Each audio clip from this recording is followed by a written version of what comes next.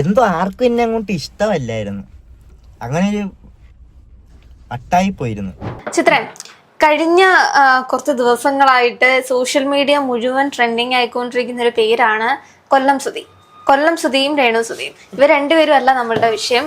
അതിനകത്തിൽ തന്നെ ഈ ഒരു വിഷയവുമായി ബന്ധപ്പെട്ട് വരാൻ കാരണം കൊല്ലം സുധിയുടെ മകൻ ഒരു വീഡിയോ ചിത്രീകരിച്ച് ലൈഫ് സ്റ്റോറി പറയുന്നതാണ്. ആ ലൈഫ് സ്റ്റോറി സംസാരിക്കാനൊക്കെ ഭയങ്കര ക്ലിയർ ആയിട്ടോ അല്ലെങ്കിൽ ഇപ്പൊ ഒരു വിഷയത്തിൽ നിന്ന് അടുത്ത വിഷയത്തിലെങ്ങോ ആ ക്ലാരിറ്റി ഒന്നും നമുക്ക് കിട്ടത്തില്ലെങ്കിലും ഏകദേശം ഒരു രൂപം കിട്ടും എന്തായിരുന്നു ആ കുട്ടിയുടെ ജീവിതം എന്നുള്ളത്. എന്തായാലും ഒരു 18 വയസ്സ് അത്രയല്ലേ ഉള്ളൂ, 21 വയസ്സ് എന്തുകൊണ്ടെന്ന് തോന്നുന്നു. 18 അത്രയും ഏജേ ഉള്ളൂ ആ ഒരു കുട്ടിക്ക്. അപ്പം സുധിച്ചേട്ടൻ പണ്ട് ഈ സ്റ്റാർ മാജിക്കില് ഈ ഫാമിലിനെ ഇൻട്രൊഡ്യൂസ് ചെയ്യുന്ന സമയത്ത് ചെറിയൊരു ബാക്കപ്പ് സ്റ്റോറി പറഞ്ഞിട്ടുണ്ടായിരുന്നു, എന്തായിരുന്നു ഇദ്ദേഹത്തിന്റെ സിറ്റുവേഷൻ എന്നുള്ളതൊക്കെ. എനിക്ക് ആ ഒരു എപ്പിസോഡ് ഓർമ്മയുണ്ടായിരുന്നു, ഭയങ്കര വൈറലായിരുന്നു. അപ്പോൾ ഈ കുട്ടി ഇതിന്റെ ലൈഫ് സ്റ്റോറി പറഞ്ഞ സമയത്ത് ഇപ്പോൾ രേണു സുധിയൊക്കെ ഒരുപാട് ആൾക്കാർ ഷട്ട് ബ്ലെയിമിങ് അല്ലെങ്കിൽ അങ്ങനെ ബ്ലെയിം ചെയ്യുന്നുണ്ട്.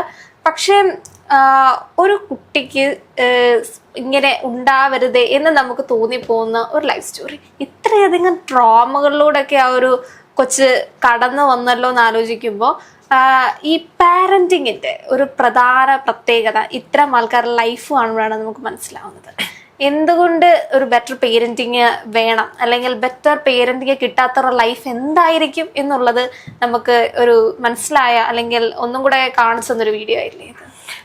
എനിക്കത് കണ്ടു കഴിഞ്ഞപ്പോൾ ഞാൻ കുറച്ച് പോർഷൻസേ കണ്ടുള്ളൂ. എനിക്ക് അങ്ങനത്തെ ഉള്ള വീഡിയോസ് പേഴ്സണലി എനിക്ക് കാണാൻ ഭയങ്കര ബുദ്ധിമുട്ടാണ്. അപ്പോൾ അതുകൊണ്ട് ഞാൻ അങ്ങനെ സ്കിപ്പ് ചെയ്ത് പോയേ ഉള്ളൂ. പിന്നെ എന്തോ രേണു സുധി ഇങ്ങനെ കരയുന്ന ഒരു വീഡിയോ ആയിട്ട് ചെറിയൊരു ഗ്ലിംസ് കണ്ടു. ഇല്ലാതെ ഞാൻ അതിന്റെ കൂടുതലൊന്നും ഞാൻ കണ്ടില്ല. പക്ഷെ പാരന്റിങ്ങിന്റെ ഇമ്പോർട്ടൻസ് എന്ന് പറഞ്ഞു കഴിഞ്ഞാൽ ഈ നമ്മൾ ചൈൽഡ്ഹുഡിൽ ഉണ്ടാവുന്ന കുറേ ട്രോമാസ് നമ്മൾ എത്ര ഏജ് ആണെങ്കിലും അങ്ങനെ കിടക്കും എന്നുള്ളതാ. അതായത് നമുക്ക് അതനുസരിച്ച് ആണ് നമ്മൾ പ്രോഗ്രാമിങ് ചെയ്യപ്പെടുന്നത്. അതായത് മുന്നോട്ടുള്ള ലൈഫിലേക്ക് നമ്മൾ പ്രോഗ്രാമിങ് ചെയ്യപ്പെടുന്നത് ഈ ചൈൽഡ്ഹുഡിൽ ഉണ്ടാവുന്ന കുറെ കാര്യങ്ങൾ കൊണ്ടിട്ടാണ് നമ്മൾ ഒന്ന് റെഡി ആവുന്നത്. അത് എങ്ങനെ മാനേജ് ചെയ്യണമെന്നൊക്കെ അടിസ്ഥാനം ശരിക്കും പറഞ്ഞു കഴിഞ്ഞാൽ ഈ ചൈൽഡ്ഹുഡ് തന്നെയാണ്. അന്നേരം അനുഭവിച്ചിട്ടുള്ള കുറെ കാര്യങ്ങൾ നമുക്ക് പിന്നെയും തന്നെ അതിൻ്റെതായിട്ടുള്ള വേറെ വേർഷൻസ് ആയിട്ട് നമുക്ക് അനുഭവപ്പെടും. ഇപ്പം മിക്ക ആൾക്കാരുടെയും ചൈൽഡ്ഹുഡിൽ ഉണ്ടാവുന്ന ഒരു കാര്യമാണ് അച്ഛനും അമ്മയും തമ്മിലുണ്ടാകുന്ന വഴക്കുകളും അല്ലെങ്കിൽ എന്താ പറയാ അവര് തമ്മിലുണ്ടാകുന്ന വഴക്കില് നമ്മളാണ് അതിൻ്റെ ഉള്ളിൽ കിടന്ന് നീറുന്നതും പുകയുന്നതും ഒക്കെ. അവരത് കഴിഞ്ഞു കഴിഞ്ഞാൽ അവരങ്ങോട്ടും ഇങ്ങോട്ടും ചിലപ്പം സംസാരിക്കുമായിരിക്കും. പിന്നെ അത് കഴിഞ്ഞിട്ട് അവരുടെ അത് സോൾവ് ആവുമായിരിക്കും. പക്ഷെ ഈ ഒരു കുഞ്ഞു കുട്ടിയുടെ മനസ്സിൽ ഇത് കിടക്കുക ഭയങ്കര പേടിപ്പെടുത്തുന്ന ഒരു അനുഭവമായിട്ടായിരിക്കും. എല്ലാവരുടെയും ലൈഫിൽ ഉണ്ടാവുന്നത് പോലെ തന്നെ എൻ്റെ ലൈഫിലും അങ്ങനത്തെ കുറെ കാര്യങ്ങൾ ഉണ്ടായിട്ടുണ്ട്. ദൈവം സഹായിച്ച് ഇപ്പൊ ഭയങ്കരമായിട്ട് മാറ്റം വന്നിട്ടുണ്ട്. അത് ഒരു കുഴപ്പവും ഇല്ലാതിരിക്കുന്ന സമയത്ത് പെട്ടെന്നായിരിക്കും ഒരു ബ്ലാസ്റ്റ് ഉണ്ടാവുക. എനിക്ക് തോന്നുന്നു എൻ്റെ ഒരു 6-7 വർഷങ്ങൾക്കൊക്കെ മുന്നേ വരെയും അങ്ങനത്തെ ഒരു സംഭവം ഒരു 9 വർഷം 10 വർഷം മുന്നേ ഒക്കെ അങ്ങനെ തന്നെയായിരുന്നു കടന്നു പോയിട്ടുണ്ടായിരുന്നത്. എനിക്ക് തോന്നുന്നു ഞാൻ ഒരു ആഘോഷ പരിപാടി അല്ലെങ്കിൽ ഓണം വിഷു അങ്ങനത്തെ ഉള്ള സമയത്ത് വരുമ്പോൾ സമാധാനമായിട്ടിരുന്ന് ഫുഡ് പോലും കഴിച്ചിട്ടില്ല. കരഞ്ഞിട്ടല്ലാതെ ഞാൻ ഫുഡ് കഴിച്ചിട്ടേ ഇല്ല, എൻ്റെ ഓർമ്മയിലേ ഇല്ല അങ്ങനെ ഒരു ഇത്. അപ്പൊ എല്ലാവരുടെ ലൈഫിലും അങ്ങനത്തെ കുറെ കാര്യങ്ങൾ ഉണ്ടാവും. ഇത് തന്നെ ആവണമെന്നില്ല, വേറെ പല രീതിയിലുള്ള കാര്യങ്ങളാണ്. ഇന്നും അത് ആലോചിക്കുമ്പോൾ നമുക്കിങ്ങനെ അത് ഇങ്ങനെ ഹോണ്ട് ചെയ്യും. അപ്പൊ ഇന്നുള്ള കാര്യങ്ങളിൽ നമ്മൾ ഭയങ്കര ബ്ലെസ്ഡ് ആണ്. അങ്ങനത്തെ ഉള്ള കാര്യങ്ങളൊക്കെ നമുക്ക് മാറിയിട്ടുണ്ട്, നല്ല രീതിയിലേക്ക് ലൈഫ് പോന്നിട്ടുണ്ട് എന്നുണ്ടെങ്കിലും എല്ലാവരുടെയും ലൈഫ് ആ ഒരു പെയിൻ എപ്പോഴും അങ്ങനെ അങ്ങ് കിടക്കും. പാരന്റിങ് ഭയങ്കര ഇമ്പോർട്ടന്റ് ആ. ആ സമയത്ത് കെയറിങ് കൊടുത്തില്ല എന്നുണ്ടെങ്കിൽ പിന്നെ എത്ര കാലം കഴിഞ്ഞ് കഴിഞ്ഞിട്ട് നമ്മൾ അത് കൊടുത്തു കഴിഞ്ഞാൽ അതിന് ഒരു വില ഉണ്ടാവില്ല. അല്ല, ഇപ്പോ ഈ ഒരു കുട്ടിയുടെ വീഡിയോ വന്നു കഴിഞ്ഞിട്ട് ഒരുപാട് പേര് അതിനെ ബ്ലെയിം ചെയ്യുന്നത് കണ്ടിട്ടുണ്ട്. എന്തോ കുറച്ച് നാള് മുമ്പുള്ള ഇവരുടെ നേരത്തെ ഈ സുധിച്ചേട്ടൻ മരണപ്പെട്ടതിന് ശേഷം രേണു സുധിയും ഈ ഇവരുടെ ഫാമിലി ആയിട്ട് ബന്ധപ്പെട്ട് ഇന്റർവ്യൂസ് ഒക്കെ ആൾക്കാർ എടുത്തിട്ടുണ്ടായിരുന്നു. അപ്പോൾ ഈ മീഡിയാസ് ഒക്കെ ഈ ഇന്റർവ്യൂസ് വീണ്ടും ഇടുന്നുണ്ട്. വീണ്ടും അതിന്റെ ക്ലിപ്പൊക്കെ കട്ട് ചെയ്തിട്ട് സോഷ്യൽ മീഡിയയിടങ്ങളിലൊക്കെ ഇടുന്നുണ്ട്. അപ്പൊ ഇടുന്ന സമയത്ത് അന്ന് ഇവൻ ഇങ്ങനെയായിരുന്നല്ലോ പറഞ്ഞത്, ഇപ്പോ ഇവന് ഇങ്ങനെ മാറ്റി പറയുന്നത്, രേണു വാങ്ങി കൊടുത്ത കാറിൽ ഇരുന്നിട്ടല്ലേ ഇപ്പൊ ഇങ്ങനെയൊക്കെ സംസാരിക്കുന്നത്, രേണുവിന്റെ പൈസയൊക്കെ ഉണ്ടായിട്ട് അവനിങ്ങനെ രേണുവിനെ കുറ്റം പറയുന്നത്. അതിനകത്തിൽ എനിക്ക് രേണുവിനെ കുറ്റം പറയുന്നതിന്റെ അപ്പുറത്തേക്കും അതിന്റെ ഒരു ലൈഫ് പീരീഡ് അതൊന്ന് പറഞ്ഞു. ആദ്യ സമയത്ത് കുഞ്ഞായിരുന്ന സമയത്ത് അത് കൊല്ലം സുധി നമ്മളോട് പറഞ്ഞിട്ടുള്ള ഒരു സ്റ്റോറി തന്നെയായിരുന്നു. ആദ്യ ഭാര്യ ചെറുതായിരുന്ന സമയത്ത്, ആ കുഞ്ഞ് ചെറുതായിരുന്ന സമയത്ത് ഇട്ടിട്ട് പോയി എന്നുള്ള വിഷയം. അത് കഴിഞ്ഞിട്ട് മൂന്നാമത്തെ ആളാണ് രേണു. അപ്പൊ ആ ഒരു ലൈഫ് പീരീഡില് ആ കൊച്ച് അനുഭവിച്ചുകൊണ്ടിരുന്ന, നമ്മള് സുധിച്ചേട്ടന്റെ വിഷമത്തെ പറ്റി ആലോചിച്ചിരുന്നു. സുധിച്ചേട്ടൻ ആ ഒരു കുഞ്ഞിനെയും കൊണ്ട് ആയിരുന്നു അന്ന് ഈ സ്റ്റേജ് പ്രോഗ്രാംസിനൊക്കെ ആ ചെറുതിനെയും കൊണ്ടായിരുന്നു പൊക്കോണ്ടിരുന്നത്. അതൊക്കെ നമ്മൾ കേട്ടിരുന്നു. പക്ഷെ അതില് ഈ കിച്ചു എന്ന് പറയുന്ന ആ കുട്ടിയുടെ മാനസികാവസ്ഥ എന്തായിരുന്നു? അതാണ് അവൻ പറഞ്ഞത്. അതിന്റെ അകത്ത് അച്ഛനും അമ്മയും തമ്മിലുള്ള നിരന്തരമായ അടി, രണ്ടാമത്തെ ഒരു റിലേഷൻ വന്ന സമയത്ത് ആ അമ്മയ്ക്ക് ഇവനെ കാണുന്ന പോലും ഇഷ്ടമായിരുന്നില്ല, സുധി ഇവനോട് സംസാരിക്കുന്ന ഇഷ്ടമായിരുന്നില്ല, ഇവർ ഒരുമിച്ച് ഒരു ദിവസം സ്പെൻഡ് ചെയ്യുന്നതോ വീട്ടിൽ കൂടെ നിർത്താൻ സമ്മതിച്ചിരുന്നില്ല. അപ്പൊ അന്ന് അത്ര ഏജ് ഒന്നും ഇല്ലേ ഈ ഒരു കുട്ടിക്ക്, കാരണം രേണു വരുന്നതിന് മുൻപുള്ള കാലമാണ് ഈ പറയുന്നത്. അത് കഴിഞ്ഞിട്ട് രേണു വന്നതിന് ശേഷം ആ ഒരു പീരീഡ് ഓഫ് ടൈമിലാണെങ്കിലും ഇതിന്റെ ഒരു റിലേഷൻ അത് കണ്ടു അച്ഛൻ്റെ അമ്മയുടെയും, രണ്ടാമത്തത് വേറൊന്ന് കണ്ടു, മൂന്നാമതാണ് രേണുവിനോടൊപ്പം വരുന്നത്. എത്രത്തോളം നമുക്ക് ഒരു മാനസികപരമായ അറ്റാച്ച്മെന്റ് ഉണ്ടാവും. ഇപ്പോൾ എനിക്ക് ഒരു വിഷയത്തെ പറ്റി പേടി ഉണ്ടായി കഴിഞ്ഞു, രണ്ടാമത്തെ എന്റെ എക്സ്പീരിയൻസ് അതാണെങ്കിൽ മൂന്നാമതും എനിക്ക് ആ ഒരു മാനസികപരമായി ഞാൻ അത്ര ഓക്കെ ആയിരിക്കില്ല. എനിക്ക് ആ വ്യക്തിയെ ഇഷ്ടമായിരിക്കും, എന്നാലും എന്റെ മൈൻഡിൽ ഈ ഒരു പേരന്റിങ്ങിന് മറ്റൊരു വേർഷൻ ആയിരിക്കും ഉണ്ടാവുന്നത്. കിച്ചു അതേപോലെ ഡ്രഗ്സ് യൂസ് ചെയ്തിട്ടുണ്ടായിരുന്നു എന്ന് പറഞ്ഞു. ഈ ഒരു പീരീഡ് ഓഫ് ടൈമിൽ ഈ ഡ്രഗ് അഡിക്ഷൻ ലെവലിലേക്കൊന്നും അല്ല, പക്ഷെ യൂസ് ചെയ്തുണ്ടായിരുന്നു. അതായിരുന്നു ആ ഒരു എസ്കേപ്പിസമായിട്ട് പറയുന്നത്. ഇപ്പോഴത്തെ പല കുട്ടികളും ഈ ഒരു കാലഘട്ടത്തില് ഈ പേരന്റിങ് എന്ന് പറയുന്നത് എന്താ, ഞാൻ നിനക്കെല്ലാം തന്നില്ലേ, ഇതാണ് അതിൻ്റെ ഒരു വിഷയം. നമ്മൾ അവർക്ക് മാനസികപരമായ സപ്പോർട്ട് നൽകുന്ന അവരുടെ ഈ മെന്റൽ ഹെൽത്തിനെ പറ്റി ആലോചിക്കുന്നില്ല. ഞാൻ നിന്റെ വളർന്നു വരാൻ അല്ലെങ്കിൽ നിന്റെ പഠനത്തിന് വേണ്ടിയിട്ട് ഞാൻ എല്ലാം തരുന്നുണ്ടല്ലോ, ബാക്കി കാര്യങ്ങളൊന്നും നിങ്ങൾ നോക്കേണ്ട ആവശ്യമില്ല, ഞങ്ങൾ സർവൈവ് ചെയ്യുന്നുണ്ട്, അതിന്റെ അപ്പുറത്തേക്കും നിങ്ങൾക്ക് എങ്ങനെയാണത് ഗുണമാവുന്നുണ്ടോ ദോഷമാവുന്നുണ്ടോ ആ ഒരു ഫാക്ടർ ഒന്നും ഇല്ല. എനിക്ക് ഈ ഒരു കുട്ടിയെ ഈ സൊസൈറ്റി ബ്ലെയിം ചെയ്യുന്ന കണ്ടപ്പോൾ അതാണ് തോന്നിയത്. രേണു കൊടുക്കുന്ന പൈസ അല്ലെങ്കിൽ രേണു അമ്മയായിട്ട് തന്നെയാണ് കാണുന്നത്. പ്രസവിച്ചില്ലെങ്കിലും അമ്മയെന്ന് തന്നെയാണ് വിളിക്കുന്നത്, ഇപ്പോഴത്തെ അമ്മയെന്ന് തന്നെയാണ് അഭിസംബോധന ചെയ്യുന്നത്. അപ്പോൾ അമ്മയുടെ പൈസ ഒക്കെ ഉണ്ടായിട്ട് എന്തിനാണ് ഇപ്പൊ കുറ്റം പറയുന്നത്? അങ്ങനെ പറയാൻ പാടില്ലേ? അങ്ങനെ എന്തെങ്കിലും പ്രശ്നമുണ്ടോ? തന്റെ ജീവിതത്തെ പറ്റിയിട്ട് ചിലപ്പോൾ ഒരാളോട് സംസാരിക്കാൻ പറ്റാത്തതുമായിരിക്കാം പലരുടെയും ഈ ഡിപ്രഷൻ സ്റ്റേജിലേക്കൊക്കെ പോകുന്നത്. അത് പോവാതിരിക്കാൻ വേണ്ടിയിട്ടായിരിക്കാം അവൻ സംസാരിച്ചത്. ഏതോ ഒരു മാനസികാവസ്ഥയിൽ ഇരുന്നാണ് സംസാരിക്കുന്നത്. കാരണം നമുക്കറിയാം, ഒരു സ്ക്രിപ്റ്റഡ് ഒന്നുമല്ല, കൃത്യമായി എഴുതി തയ്യാറാക്കപ്പെട്ട രീതിയിലൊന്നുമല്ല പറയുന്നത്. ഇങ്ങനെ വിവിധ ഘട്ടങ്ങളെ പറ്റിയിട്ട് ഇങ്ങനെ പറഞ്ഞു പോകുന്നു. ചിലർക്ക് പറയുന്നുണ്ട് ഇവൻ പറയുന്നത് മനസ്സിലാവുന്നില്ല എന്ന്, അങ്ങനെയും പറയുന്നവരുണ്ട്. ഞാനത് ഫുള്ള് കണ്ടിട്ടില്ല, ചെറിയ പോർഷൻസ്. ഇവന്റെ ആദ്യം ലൈഫ് സ്റ്റോറി പറയുന്നത് ഞാൻ കേട്ടു. പിന്നെ രേണുവിലേക്ക് എത്തിയത് അങ്ങനെ ഡീപ്പായിട്ട് രേണു ഒരു പ്രശ്നം ഉണ്ടാക്കുന്നൊന്നും അങ്ങനൊന്നുമല്ല. പലരും ഇപ്പൊ രേണു സുധീനെ ഈ ബ്ലെയിം ചെയ്യുന്നുണ്ട്. അവരുടെ സബ്സ്ക്രിപ്ഷൻസ് ഒക്കെ എടുത്ത് വെച്ചിട്ട് എന്താ ഇവരിങ്ങനെയായിരുന്നു. പിന്നെ സുധിച്ചേട്ടൻ മരണപ്പെട്ട സമയത്ത് രേണു 5 സ്റ്റാർ ഹോട്ടലിൽ പോയി കഴിച്ചുന്നോ, ഫുഡ് കഴിച്ചുന്നോ, അങ്ങനെ കുറെ കാര്യങ്ങൾ ആഘോഷിക്കായിരുന്നു എന്നുള്ളത്. പക്ഷെ അത് എനിക്ക് അറിയില്ല കേട്ടോ, അങ്ങനെ ഉണ്ടാവൂന്നുള്ളത് എനിക്ക് സുധിച്ചേട്ടൻ ശരിക്കും അപകടത്തിൽ മരണപ്പെട്ടതായിരുന്നു. ആക്സിഡന്റ് ഉണ്ടായി മരണപ്പെട്ടതാണ്. ആക്സിഡന്റ് ഉണ്ടായി മരണപ്പെട്ടിട്ട് ഞാൻ കണ്ട വീഡിയോസിലും ഞാൻ കണ്ട ഈ മുൻധാര മാധ്യമങ്ങൾ എല്ലാവരും കൊല്ലത്ത് പോയിട്ടുണ്ടായിരുന്നു. ആ വീഡിയോസിലൊക്കെ തളർന്നു കിടക്കുന്ന രേണുവിനെ തന്നെയാണ് നമ്മൾ കണ്ടിട്ടുള്ളത്. അതില് ഇവര് പോയി 5 സ്റ്റാർ ഹോട്ടലിന്റെ അകത്ത് പോയി ഫുഡ് കഴിക്കാനുള്ള സാഹചര്യം ആ ഒരു അത്രയും ചുരുങ്ങിയ സമയത്തുള്ള കിട്ടില്ല. ഫുഡ് കഴിക്കാനായിട്ട് കേറിയിട്ടുണ്ടാവുമായിരിക്കാം, ഇല്ലായിരിക്കാം. പക്ഷെ അതൊരു ആഘോഷമാക്കി എന്നൊക്കെ പറഞ്ഞു കഴിയുമ്പോഴത്തേനും പെട്ടെന്ന് എനിക്കത് വിശ്വസിക്കാൻ പറ്റുന്നില്ല.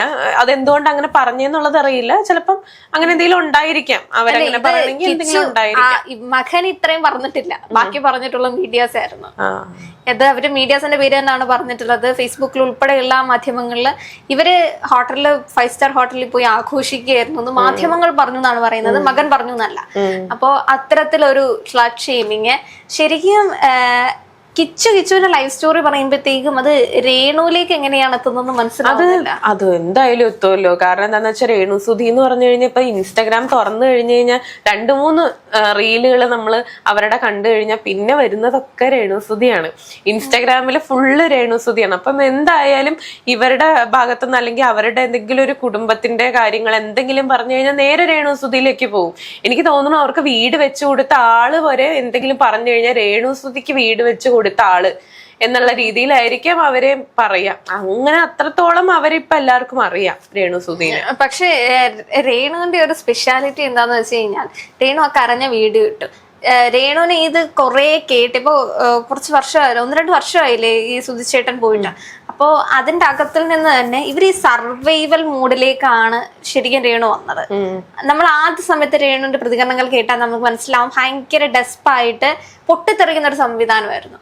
അതിൽ നിന്ന് മാറി മാറി മാറി ഇപ്പൊ ഒന്ന് ഒരു രീതി എന്ന് പറഞ്ഞു കഴിഞ്ഞാൽ അങ്ങനെ എന്തെങ്കിലും ഒരു പ്രശ്നം ഉണ്ടായാൽ മാത്രമേ രേണു അങ്ങനെ പൊട്ടിത്തെറിക്കാറുള്ളൂ. ബാക്കി എല്ലാത്തിനോടും ഒന്നെങ്കിൽ മിണ്ടാതെ പോകും, അവരുടേതായിട്ടുള്ള കാര്യങ്ങൾ നോക്കും, അല്ലെങ്കിൽ ബാക്കി എല്ലാം അവരുടെ ഈ ചെയ്യുന്ന ഈ ആൽബംസ് ഒക്കെ ആണെങ്കിൽ അതും ബന്ധപ്പെട്ട കാര്യങ്ങളെ സോഷ്യൽ മീഡിയയിൽ ഷെയർ ചെയ്യാറ് പോലും കാണുന്നുള്ളൂ. പിന്നീടാണ് ഈ സബ്സ്ക്രിപ്ഷൻസ് ഒക്കെ തുടങ്ങിയത്. അതുപോലും രേണുവിന്റെ കഴിഞ്ഞ ദിവസം ഒരു വീഡിയോ കണ്ടിരുന്നു. രേണു പറഞ്ഞതാണ്, ഞാൻ സബ്സ്ക്രിപ്ഷൻ തുടങ്ങിയിട്ടൊന്നും കാര്യമൊന്നുമില്ല. ചില അമ്മമാരുണ്ട്, അമ്മമാര് ഫോട്ടോ സ്ക്രീൻഷോട്ടും എടുത്തിട്ട് അപ്പുറത്ത് കൊണ്ടുവന്നിടും. നിങ്ങൾക്ക് കാണുന്ന സാധനങ്ങളൊക്കെ തന്നെയാണ്, സ്പെഷ്യൽ കണ്ടന്റ് ഒന്നും ഇല്ല. ഈ സ്പെഷ്യൽ എന്ന് പറയുന്നത് നോർമൽ കണ്ടന്റ് അല്ല.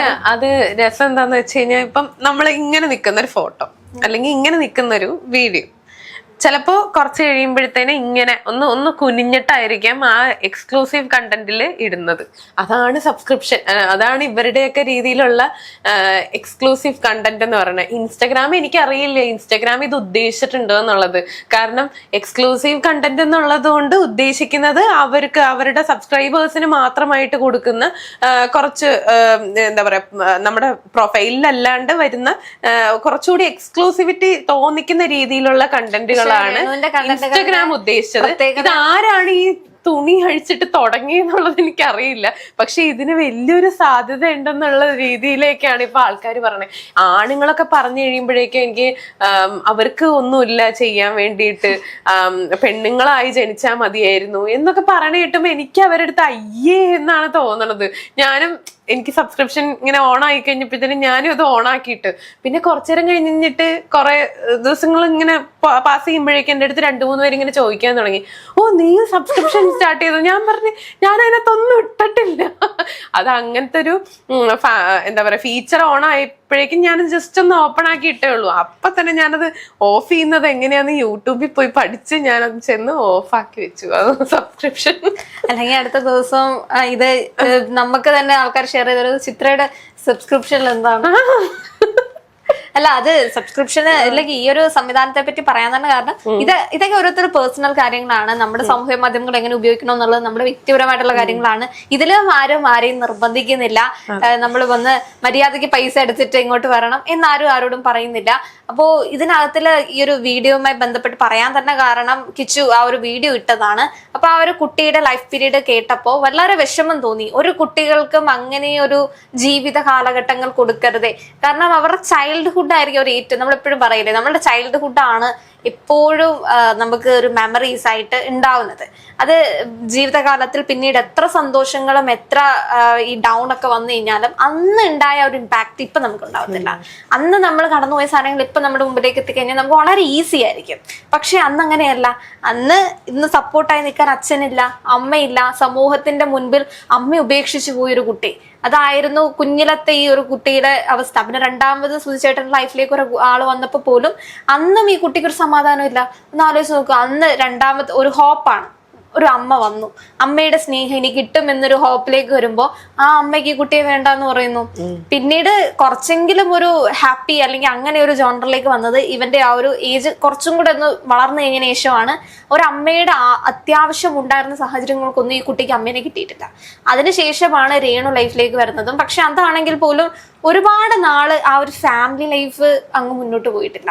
ആ ഒരു ചെറിയ ബേബി ആയിരുന്ന സമയത്താണ് ശരിക്കും സുധിച്ചേട്ടൻ മരിക്കുന്നത്. പിന്നെ ഒരു കാര്യമുള്ളതെന്ന് വെച്ച് കഴിഞ്ഞാൽ അതെപ്പോഴും അങ്ങനെ തന്നെയാണ്, ബ്ലഡ് ആണ്. അതായത് അമ്മ എന്ന് പറഞ്ഞു കഴിഞ്ഞാൽ അത് പെറ്റമ്മ തന്നെയായിരിക്കും എല്ലാവരുടെയും മനസ്സിൽ. പിന്നെ ആരതിനെ റീപ്ലേസ് ചെയ്യാൻ നോക്കിയാലും എനിക്ക് തോന്നുന്നുള്ളത് അവരുടെ ആ ഒരു പെറ്റമ്മയുടെ ആ ഒരു ഇതിന് വരുമോ എന്നുള്ളത് തന്നെ സംശയമാണ്. അങ്ങനെ സ്നേഹിക്കുന്ന ആൾക്കാരുണ്ട്. വേർപാട് ഇപ്പൊ ജനിച്ച ഉടനെ അമ്മ മരിച്ചു പോകുന്നതൊക്കെ ആ ഒരു വേർപാടിനെക്കാട്ടിലും ആ കുഞ്ഞ് ഇട്ടിട്ട് പോകുന്ന സമയത്ത് ആ കുഞ്ഞിനെ അറിയാം, ആ ഒരു മെമ്മറി ഉണ്ട്. അപ്പൊ ഇവര് തമ്മിൽ ആ അമ്മയായിട്ടുള്ള അറ്റാച്ച്മെന്റ് അതറിയാം. ആ കുഞ്ഞിനെ അറിഞ്ഞിട്ട് ഇത് പോകുമ്പോഴാണ് ഇത്രയധികം വൂണ്ടാവുന്നത്. അല്ലാതെ ഇപ്പോ ഒരു കുഞ്ഞ് ജനിച്ച ഉടനെ തന്നെ അതിന്റെ മുന്നിലേക്ക് ആരാണോ എത്തുന്നത് അവരോടായിരിക്കും ആ സ്നേഹം കൊടുക്കുന്നതനുസരിച്ച് കുഞ്ഞ് അറ്റാച്ച്ഡ് ആയി പോകും. പക്ഷെ ആദ്യ കാലഘട്ടങ്ങൾ തൊട്ട് ഇവങ്ങനെ വേണ്ട സമയത്ത് അത് കിട്ടിയില്ല. അതായിരുന്നു പ്രധാന വിഷയം. ഇനി ആ സ്നേഹം എത്രത്തോളം നമ്മൾ ഇപ്പൊ കൊടുത്തു കഴിഞ്ഞാലും കാര്യമില്ല. കാരണം അത് മാറണമെന്നുണ്ടെങ്കിൽ അതൊരു നല്ല ടൈം എടുക്കും. ആ ഒരു ട്രോമറ്റൈസ്ഡ് പീരീഡ് ഇവരൊക്കെ ഒറ്റയ്ക്കിരിക്കുന്ന സമയത്തായിരിക്കും ഇത് ഹിറ്റ് ചെയ്യുന്നത്. നമ്മളൊരു കൂട്ടത്തിൽ നിൽക്കുന്ന സമയത്ത് വലിയ വിഷയം ഉണ്ടാവത്തില്ല. പക്ഷെ എന്നാലും നമ്മുടെ ജീവിതത്തിൽ നമ്മൾ ഏതെങ്കിലുമൊക്കെ സന്ദർഭത്തിൽ ആരും ഇല്ലാത്ത ഒരു സാഹചര്യത്തിലൂടെ കടന്നു പോകും. അപ്പോഴാണ് ഈ ഒരു കാര്യം ഹിറ്റ് ചെയ്യുന്നത്. എനിക്ക് ആരുമില്ലല്ലോ, അല്ലെങ്കിൽ എനിക്കിതൊരു സ്നേഹം, എനിക്ക് ആ ഒരു കുട്ടിയുടെ വാക്കിൽ നിന്ന് മനസ്സിലായത് എനിക്കിതൊരു സ്നേഹം കിട്ടിയിട്ടില്ല എന്നൊരു ജോണറിലാണ് ഞാൻ അതിന്റെ ആ ഒരു വീഡിയോ കണ്ടപ്പോൾ എനിക്ക് തോന്നിയിട്ടുണ്ടായിരുന്നത്. അതിൽ ഇനിയിപ്പോൾ നമുക്ക് പോയി രേണുവിനെ ബ്ലെയിം ചെയ്യാനൊന്നും പറ്റില്ല. കാരണം അത് രേണു വന്നതിന് ശേഷമുള്ള ഒരു പ്രശ്നമല്ല, അതിന്റെ ജനിച്ച കാലഘട്ടം തൊട്ടുള്ള ഒരു പ്രശ്നമാണ്.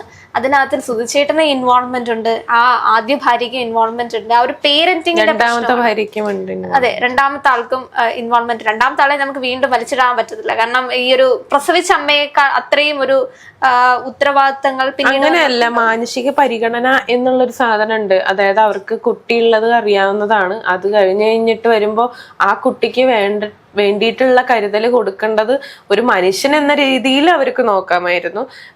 ഞാൻ അതിനോട് ഒട്ടും യോജിക്കുന്നില്ല. അവർക്ക് അതിന് ഉത്തരവാദിത്തം ഇല്ല എന്നുള്ളത് ഒട്ടും പറയാൻ പറ്റില്ല. ഒരു കുട്ടിയല്ലേ, ആ കുട്ടീനെ എല്ലാവരും ഇത്തരത്തിലുള്ള മാതൃത്വ ഭാവങ്ങളൊന്നുള്ള ആൾക്കാരായിരിക്കില്ലല്ലോ.